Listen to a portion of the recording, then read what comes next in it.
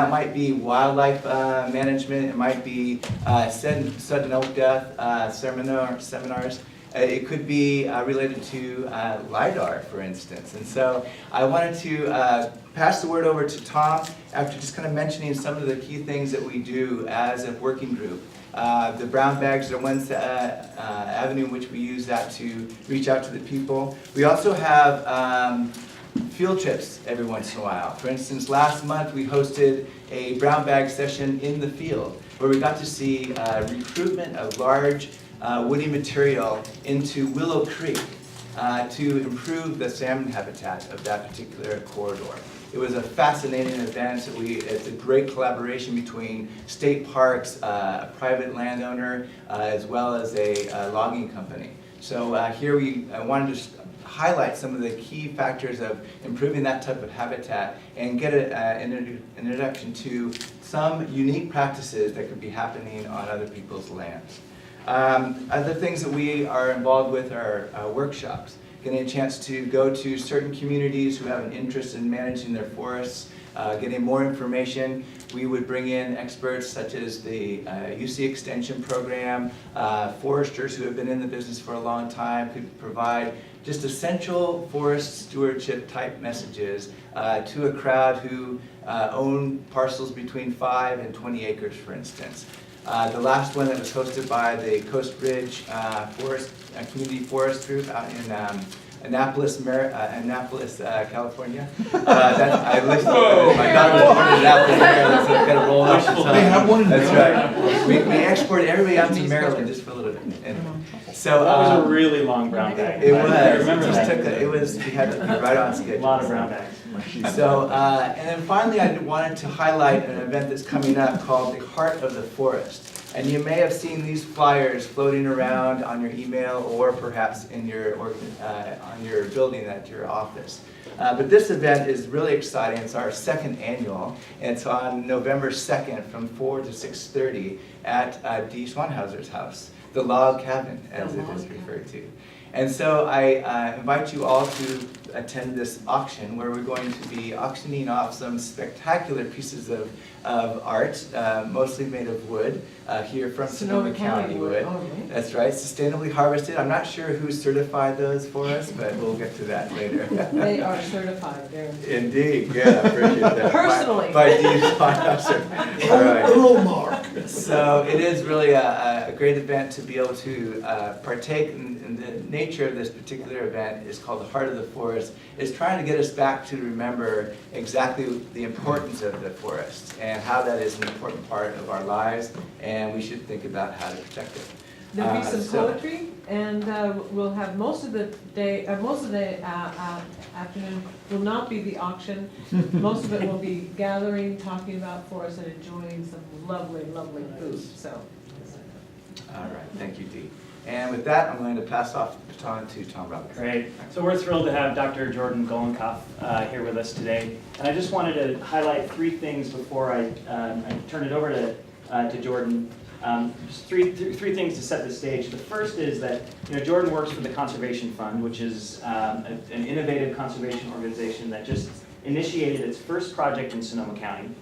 That's Buckeye Forest, formerly known as Preservation Ranch. Nice to know the new name. Yeah, exactly. This is a clip from the Conservation Fund's website. Of course, you all probably know about Preservation Ranch, 20,000 acres. The Conservation Fund is an innovative organization that uses forestry as a way to remain economically self-sustaining while protecting resources. And so this is a great opportunity for all of us here to learn more about the Conservation Fund. Dr. Golenkoff, in particular, we have an opportunity to see how he uses some cutting-edge technology to help the Conservation Fund do its work. He uses 21st century technology to address a truly 21st century issue, which is climate change. And in particular, the carbon sequestration side of the climate change mitigation issue. And so this is going to be a great opportunity for us to see how he uses these technologies to address climate change and carbon sequestration. And then lastly, actually I wanted to just advance this one. Really quickly, just in case you don't know where Preservation Ranch is, I just wanted to set the stage there. And what's actually missing from this map is the two commensurately sized projects that the Conservation Fund has worked on just north of this. So there's more maps though. Yes, I figured as much. I thought we're going to be fine there. I also wanted to mention that Jordan's work is, he's published widely in his field. He has a master's of science in forestry from Duke, right? Yeah, Duke University, and then a PhD from the University of Montana in forest biometrics. And his work has been reported on National Public Radio and other places. So it's a real thrill to have him here.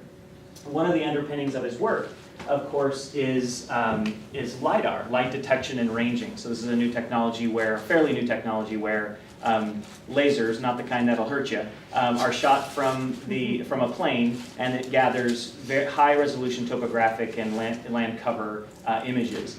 And this is important for us because LiDAR is coming to Sonoma County. The Open Space District, the Water Agency, our Transportation and Public Works Department, and our County Information Services Department, we've all pooled our resources together, and we've received grants from NASA, USGS, the Department of Fish and Wildlife, and the Nature Conservancy to generate basically about $2.5 million worth of vegetation, fine-scale vegetation and habitat data, as well as many products that are derived from the high-resolution topographic data from LiDAR. So for Sonoma County, we're going to have fine-scale vegetation maps and habitat maps. We're going to have pervious and impervious surfaces maps, things like 1-foot contours and digital elevation models. But we're also going to have a really great understanding of land cover as it exists in Sonoma County right now. And that's very important for going on to the future, not just for planning, but for monitoring change over time.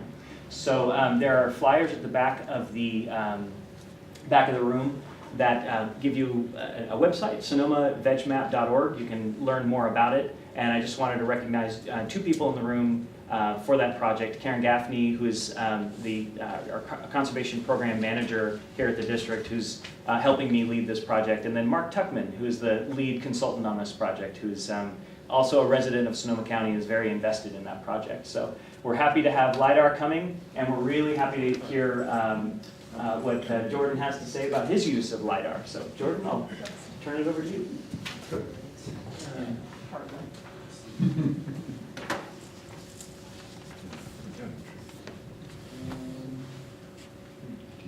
Oh, yeah, there you go. Well, thank you guys for having me here today. I wasn't sure exactly what the audience was going to be like, so maybe I'll just take a quick poll. How many of you guys have forestry experience? All right. How many of you guys have remote sensing background? How many people here work with GIS and that sort of thing? Okay. And how many of you are in the conservation field? Generally, I guess almost everyone probably. Okay, well, I don't have much time. I'm going to talk about all those things. So the title of my talk is Measuring Forest Carbon and Applying LiDAR and High-Resolution Imagery for Forest Inventory and Management. And what I'm going to talk about today is, broadly, I'll just touch on what the Conservation Fund does and who we are, and specifically what we do in this part of the world. And then I'm going to talk a little bit about climate change policy and how that informs our work and motivates the inventory work that we do that uses the remote sensing data that we collected. And then I'll get into this really into the weeds with some technical stuff. And I'll probably end up glossing over a lot of it, but I would love to answer questions and get as technical as you want. So let's just start with the Conservation Fund. It's really hard for me to describe what the Conservation Fund does with one slide, but I'm going to try.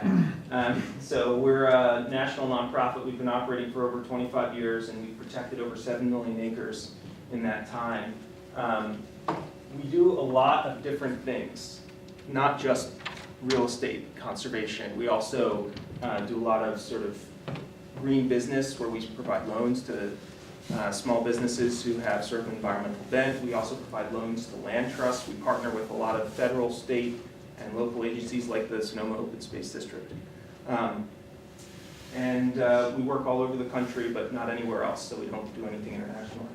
And this is a picture of the Monterey plover, which we found on one of our properties, which is endangered, and it was the farthest north in its range that it was found, I believe. So I thought I'd throw that up there. So what do we do here? So that's broadly where we are. On the North Coast, we focus on three things, and they're represented in this picture. You know, we're very interested in forest health, as I'm sure everyone in this room is, and forest health is, from a large perspective, is all about fragmentation and protecting that resource.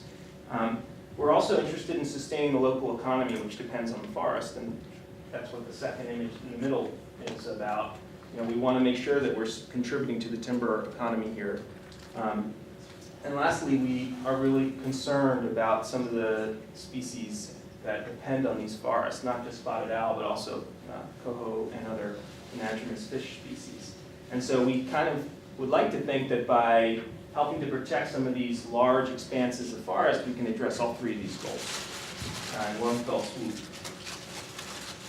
So I said there would be more maps, so here's sort of a broad overview map that I split in two, just because it was a little too big to see otherwise. And so here was formerly Preservation Ranch, now known as Buckeye Forest, and it's part of a long 55,000 acre stretch of contiguous forest along the ridge line moving north. And then we also own two little bits up here, Big River and Salmon Creek. And then if you go even further south, almost get into the Lost Coast, right below the Lost Coast area, the Usal Forest, which is owned by Refi, I believe. We helped to purchase the easement for that. And so why did we do all that? Well, the major threat in this area is vineyard conversion and other land use change. And so we thought that by helping to buy these lands, protect them, we could prevent this sort of thing from happening. And that's what motivates a lot of the work that we do. So that's sort of a quick overview. And I should say, you know, please just stop me anytime if you have questions or if you're falling asleep. You know, formulate something quickly. So I'm going to just talk a little bit about climate change policy now and how that informs what we do. The Conservation Fund is one of the largest, I think the largest seller of registered climate reduction tons through the California Climate Action Reserve system. And we sell millions and millions of dollars worth of carbon to people who are interested in offsetting their emissions. And so, how did this all happen? Well, at first, you know, people were saying, hey, I've got carbon offsets, do you want some? And some people would say yes, and other people would say, wait a minute, what are you selling? And so there was a process where this started out kind of like the Wild West, and there was more rigor was imposed over time. And what that has resulted in is a set of voluntary standards. And so this is a listing of a bunch of the standards that are out there now that have been refined over time. This list was probably twice as long 5 years ago. And over time, as people have figured out what they want from a forest carbon project. Yeah, is there a question? So you were able to actually quantify how much carbon you had in your forest, and so you've been able to sell that. And Yeah. how much is left? I mean, can you give us a little bit of an idea that half of it left, or more than half of it left? Or how does that work? Well, I guess I'm going to get into some Okay. more of the details about how that process works, and how much is left is a tricky question. These forests will keep growing for thousands of years, and they have been really cut over hard in the past, and so they're at a very sort of young and immature state. So if we were to let them grow, they could grow for a very long time and sequester carbon for a long time. The projects generally only last for 100 years. So after that, it's kind of great. So anyway, these are some of the standards. The VCS and the Climate Action Reserve are two of the larger ones. And we have worked with the Climate Action Reserve for a very, very long time now. In fact, we worked with it even before they were called the Climate Action Reserve. They were called the California Climate Action Registry, and we were one of the first projects, the Garcia River Forest, to enter into that program. And so I put this picture up here because the governor is actually, he was critical in passing the Global Warming Solutions Act, which established a cap and trade system.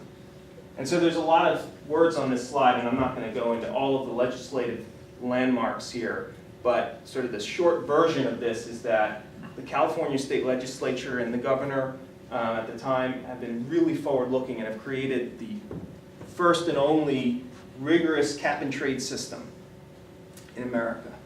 And what that has done, and they've included forests, and that's so important because forests are a big part of the climate system and the carbon cycle, and what that has done is it's created an enormous market of emitters who now have to buy carbon offsets. Not necessarily carbon offsets, but they have to reduce their emissions, and one way they can do it is by buying carbon offsets. And that's a big difference from all of these standards that I listed here before. No one has to do these things. People do them and then they hope they can sell them, but no one has to buy them. No one has to buy the products that you create if you use these standards. And these standards exist to impose a degree of rigor and transparency to the process. But there's a whole nother level of rigor and transparency when we talk about a compliance regulatory system.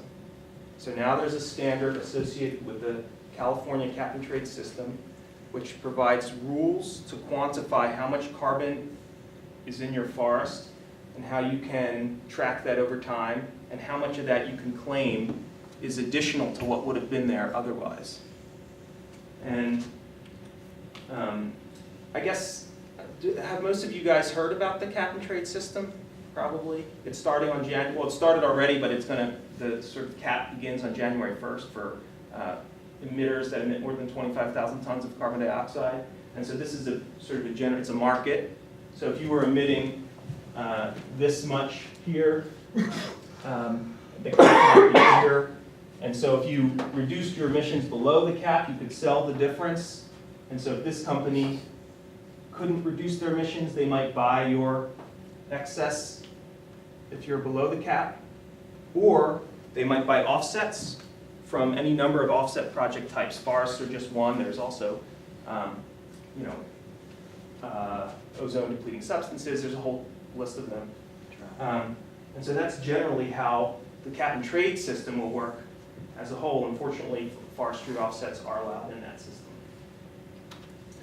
And so this is a visual idea of how a forest generates offsets. And this is how our forests generate offsets. And the idea is that if it wasn't for the carbon market, if we were just interested in maximizing our revenue, we might manage our forests a lot more intensively. And it might look something like this. Maybe we'd use even-aged clear cuts. Maybe we'd just be more intensive in our single tree selection, but we remove more wood from the forest. What we're doing today looks more like this.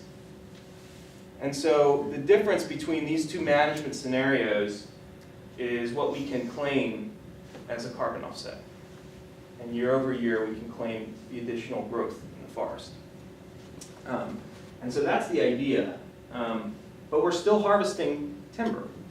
And we do that because it's very important both for our bottom line, because we need to have these projects operate in the black, and also because we want to support the local timber economy. And we want to employ the people that economy employs, and support the mills. And so people always ask, one of the first questions is, how can you sell carbon offsets and also harvest timber? And it's a very good question. And what's important to recognize is that as long as our harvests are less than the rate at which the forest grows, we're still adding carbon in addition to what would have been there otherwise. And so that's very important to recognize, and that's what we're doing. We're harvesting less than growth. Also, we have a lot of requirements imposed by the regulation and the standards that say, we're not just going to take your word for it. You have to go out there and measure every time you disturb the forest, whether it's a natural disturbance or when you harvest. You have to go out and measure what you removed on the ground. And you have to do so with a really high degree of accuracy. And so that sort of brings me to the remote sensing portion of this and the sort of more technical side of this discussion. So we talked a little bit about who the Conservation Fund is, and we talked a little bit about some of the climate change background. And all that climate change background, if you want to sell carbon offsets, you are entering into a regulatory system that imposes a lot of requirements on what you do, both legally and from a management perspective and from an inventory perspective. And the rules are very clear about what you have to know about your forest from an inventory perspective. And if I'm going to run over time, I got you. yeah, let me know. So all that said, there's been a lot of research and development in the field of remote sensing and using remote sensing to measure what's in forests. And a lot of that work is really exciting and great, but we can't use it because it doesn't meet the requirements of our standard. And some of those requirements are that we have to have really high accuracy of our inventory. We have to have species-specific tree lists, which means a list of trees broken out by diameter, class, and species basically for the full forest. And we need to be able to go back and measure any given part of the forest with an auditor who looks over our shoulder and says, hey, you got it right. And we need to be able to justify our estimates of accuracy using, agreed upon statistical formulas. And so because of all those things, that motivated me and the Conservation Fund to develop some new methods using LiDAR and high-resolution imagery to better measure what's in the forests. And I think part of the reason Tom invited me is because you guys are going through a similar process in Sonoma County where you're going to be collecting a lot of LiDAR data and trying to use it to, and imagery if I'm correct, and trying to use it to quantify what's in your forests. And so you aren't constrained by some of the things that I am, but hopefully some of the lessons that I've learned may inform. So with that said, I'm going to jump into the remote sensing part. So maybe I'll pause here and see if there's any questions about some of the work we've done. Yeah, I'll start with Just a quick one. Yeah. Can an offset be sold from an international piece of land? That's a really good question, and there are offsets from all over the world, but the California system only allows offsets from I think right now it's actually only the continental US. Okay, So Hawaii and Alaska are not included. thanks. Yeah. How cost effective is LiDAR relative to people on the ground, or to put it differently, how many acres do you need to have before you start contracting with LiDAR? I think it's good that the Sonoma County has contracted with LiDAR. I don't think it was great that we did it from a cost perspective. We kind of were interested in using it for a lot of different things, and so it made sense, but strictly from an inventory perspective on our properties, we could have spent that money and put out twice as many plots. Okay, Right. and you were doing 150,000 acres? Well, or- so to answer the question you asked is how big would it have to be? Yeah. I think when you get past 50,000 acres, it starts to really pencil. Okay, And before that, you might be able to make it work, but generally if you just doubled your sampling intensity, you'd probably save money. and follow-up question. Yeah. Is Conservation Fund buying a LiDAR drone that they can land down? I can think we can unequivocally say the Conservation Fund is against drones. Although if they reduce our LiDAR costs, maybe we'll. Don't quote me on that. Yeah, I don't know. We have been really happy with the LiDAR data that we've collected. And I think what's important to know is that if we were just doing it for inventory, we wouldn't have done it. The LiDAR and high-resolution imagery that you collect has so many uses. Right. Like what Tom was saying with the pervious and impervious surfaces and the underlying really accurate digital elevation model. And for logging in particular, I mean, if we know exactly where the stream is and exactly where all the pre-existing skid trails are, and I can show you some of the images that I have of our digital elevation maps where we're getting, this is more than 5 points per square meter, and in some cases more than 8 points per square meter returns. That's so much data that we know what's out there to the twig almost. It's amazing. The skid trail map is It's invaluable. It is, and so because of all those things, and because of all the work we do, in addition to just inventory and management, we thought it was sort of a cost-effective approach. And if I can just add real quick, Jordan, one thing that I left out of my little preamble was that the LiDAR, the core collection that's happening in Sonoma County, is actually being paid for by NASA. And it's a very interesting kind of lineage and story how that happened, but it was a relationship that the Nature Conservancy and the district established with a collaborator with the University of Maryland, and that is the Maryland, yeah. Anyway, they chose Sonoma County because of the diversity of topography and of our habitats, and that we're innovating here. And so we're just pleased to report that the bulk of the funding for this LiDAR is actually being paid by NASA. So anyway. Yeah, we had some grant funding from the Bechtel Foundation, or else we probably couldn't have done it either. Yeah. Yeah. Just kind of quickly back to the climate change thing before you move on. So there's some requirements that are going to be landowners who want to sell carbon offsets, I guess. So can you give us a range of what the going rate is for a ton right now? Well, so they have these public auctions where emitters have to report what they have bought, and I think it came in something around $12. But there's some thinking that the offset price the price for offsets will be slightly lower than the price for allowances. So if I want to sell a ton of carbon offsets, it's only $12? It's probably $10 to $12. Okay. And then the other one, just quickly, I thought several years ago, when talking about climate change, that deforestation actually was a pretty large portion of our climate change problem, like the second #1 contributor to climate change problem. Yeah. Is that still? Yeah, I mean, I think globally, Globally, yeah. tropical deforestation accounts for anywhere between 10 to 20%, depending on who you ask and when you ask them, from sort of the scientific literature. And that's a major problem that obviously isn't addressed by the California cap-and-trade system. And then what entities are verifying your carbon? So there were just a small number of auditing firms that did this, and we have worked with Scientific Certification Systems, SCS, to do that. But now, because the market's getting bigger and bigger, there's more and more Rainforest Alliance, Environmental Systems Incorporated. SGS we worked with, but they don't do this anymore. Okay. Yeah.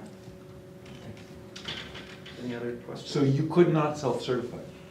No, that's sort of like, You could count your own carbon, but you couldn't certify your own count? you can imagine what happens in these audits. It's like a financial audit. Right. Like I can't cook the books because I have someone looking over my shoulder, or I could if I didn't. And so that's why they have these audits. They want to instill a certain degree of rigor and confidence that these are real, that they're permanent, that they're additional, and that they follow the rules. And all But those you didn't things have are to rules. hire a third party We do. in order to count the trees? No, I mean, They just did your checks? Right, so basically the rules say that you have to have an inventory and you have to have an estimate of carbon, and then you have to be audited by a third party, and the third party checks that you've done everything right according to the rules. Okay, thank you. Okay, so maybe I'll jump in here to some case studies. But before I do, here's the first picture of LiDAR I've shown here today, and it's maybe not the prettiest picture that you'll ever see, but it does show you how many points you get just for a couple trees. Wow. And so you can imagine that just the quantity of data is kind of staggering, because this is about 5 points per square meter, and if you took this over, 50,000 acres, you're talking about lots and lots of gigs. And so part of the challenge in dealing with this stuff is not only making sense of it, but just dealing with how much there is, and so we have to figure that out. These are sort of some general concepts and questions that I ask myself before I get into things and start to get into the meat of estimating what we have in our forest. And the first question I ask, and I kind of put this up there because I wasn't sure what the audience was, but why do you sample? These are rhetorical, I'll answer them. But the reason we sample is because we can't afford to measure every tree. And so we need to just measure some of them and make an inference about what the rest of them are like. And so it's a way to cost effectively understand what's on your land. What should we measure and why? And that depends on what you care about. So what we measure is different than what Sonoma County will likely measure, because they care about things that don't necessarily drive us at the Conservation Fund, or that aren't important for us. Not to say they're not important, but. And then the next question is, how do we measure those things? Maybe using just LiDAR is enough. Maybe if you just cared about tree height, you could do that with LiDAR. And you wouldn't even need a sample because you'd have full wall-to-wall coverage. But maybe you have to measure down wood, dead wood. And now you have to think about that. And how do we measure it And what we measure and how we measure, in our case, is very much prescribed by the protocols that we are using. How do we decide how much to measure? And that's sort of the classic sampling question. How much is enough? And the answer to that is partially dictated by the protocols that say you have to have a certain amount of accuracy, but there is a range of accuracies that are acceptable. And so it's up to us how much more money do we want to spend to reach a given accuracy. And then lastly, how do we know if our sample is unbiased? You know, if you're measuring the height of people in this room and I only select the men to measure, I'm probably going to have a biased sample. So we want to make sure that when we're in the woods, we're selecting a sample that's unbiased and that we're getting high accuracy, and we can understand the accuracy from some of these statistical formulas. What are we seeing in that picture? So this is a hill slope of LiDAR point return. So when you fly a airplane and it shoots laser beams down the trees and the laser What bounces do the back. colors So represent? the colors are just height gradient. There's no other Okay, meaning. and Yeah. is that dead wood, that one that's horizontal? I just was looking at that, and I think that must be a piece of dead wood or an artifact of some sort. And Yeah. are the lower colors dead branches or what? You know, if you walked around the forest and you see, like, sometimes they might, it's harder, when you think about when the LiDAR pulse is going down through trees, it is more likely to, well, I don't know, yeah, they could, some of them And might be can you dead tell branches. the species? Well, so that's sort of the $24,000 question in my mind, is that one thing that LiDAR does really well is get height, and height's really important for biomass. Yeah. But one thing that LiDAR and high-resolution imagery has had a really hard time doing in this part of the world is getting species. Because for some reason, they look similar. Is that a redwood forest or what? This is a that redwood fir? forest, so you're looking probably at redwoods here. Okay.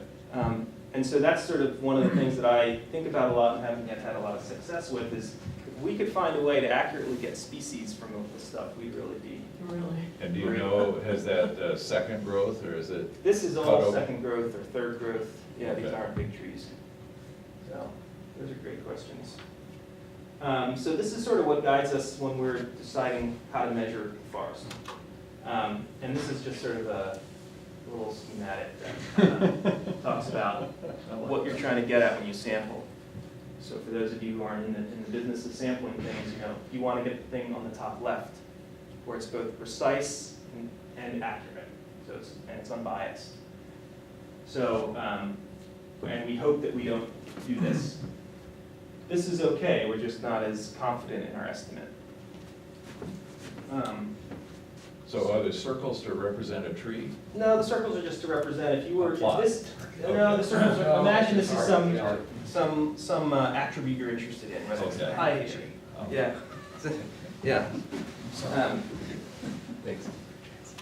So let's dive into the actual case study. So here's the Garcia River Forest, and it's north of the Gualala River Forest, and here you can just see the top of the Buckeye Forest. The Garcia River Forest is about 24,000 acres. We acquired it in 2004. It's redwood, Douglas fir, and tan oak, and it has been intensively managed. So it's really just young, small trees now. We do harvest there, and we're FSC and SFI dual certified.